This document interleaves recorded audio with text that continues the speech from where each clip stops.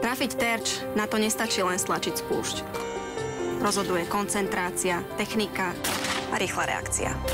Vždy strieľam na istotu. A rovnako isté je, že naše predsedníctvo v Rade Európskej únie je pre Slovensko zásahom do čierneho.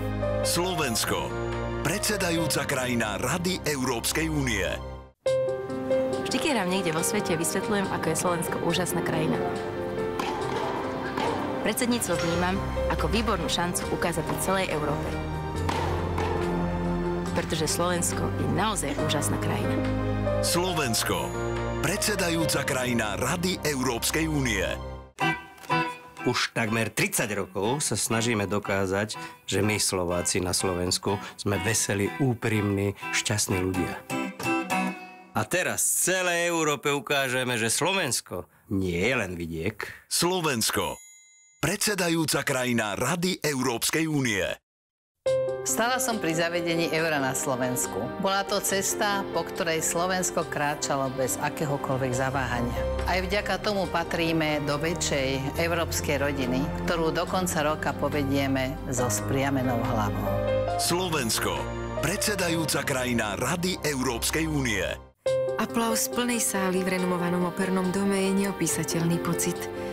Slovensko teraz čaká vystúpenie na jednej z najprestížnejších svetových scén. Náš hlas bude počuť celá Európa. Slovensko. Predsedajúca krajina Rady Európskej únie. Spoločnosť potrebuje kultúru. Je našim zrkadlom. Viesť Národné divadlo by som nemohol bez toho, aby som nebol presvedčený o jeho kvalite. Máme umelcov medzinárodnej úrovne a v tento rok sa o tom bude môcť Európa presvedčiť na vlastné oči. Slovensko. Predsedajúca krajina Rady Európskej únie. Hrať hlavnú úlohu je vždy veľká zodpovednosť. Z vlastnej skúsenosti viem, že diváci sú veľmi pozorní. Všimnú si každé zaváhanie, ale vedia oceniť aj poctivý výkon. Som rád, že Slovensko má na to, aby hralo hlavnú rolu. Slovensko. Predsedajúca krajina Rady Európskej únie. Všetko má svoje pravidlá. V živote je to rovnaké ako na ľade. Nie každý zápas je rozhodujúci a nie každý puk končí v bráne. Ale šanca predsedať Rade Európskej únie je pre Slovensko šancou skórovať. Slovensko. Predsedajúca krajina Rady Európskej únie. Hovorí sa, že človek je doma tam, kde je spokojný. Kde sú ľudia, s ktorými si rozumie a kde sa cíti slobodne. V divadle som doma. A som hrdá, že môžem povedať, že doma sme aj v Európe. Slovensko. Predsedajúca krajina Rady Európskej únie.